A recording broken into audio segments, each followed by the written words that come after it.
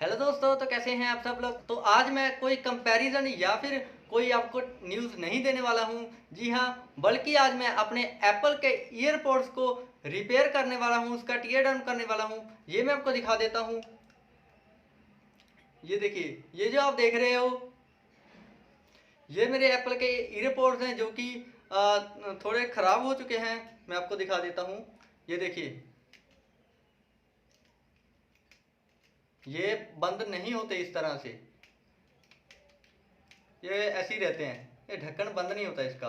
वैसे ये ठीक है, इसमें कोई प्रॉब्लम नहीं है, चलने में अच्छे से चलते हैं, लेकिन इसकी प्रॉब्लम यही है कि ये बंद नहीं होते। इसलिए मुझे इसके ऊपर ये एक रबड़ चला कर रखनी पड़ती है इस तरह से। तो आज मैं इसे रिपेयर करने वाला हूँ। और हाँ, मैं पहले ही बता दूं कि आप बाद में कमेंट बॉक्स में कमेंट करते रहिएगा कि ये जो एप्पल की ईयरपोड है ये फर्स्ट कॉपी है, ये कोई ओरिजिनल ईयरपोड्स नहीं है। जी हाँ, तो आज मैं इसके खोल कर देखने वाला हूँ इसके अंदर की क्या प्रॉब्लम है इसमें, कि इसका जो ढक्कन है वो बंद नहीं होता। तो आज इसके अंदर आपको देखने को मिलेगा कि हम कैसे इसे ओपन करते हैं और क्या कुछ इसके अंदर होता है।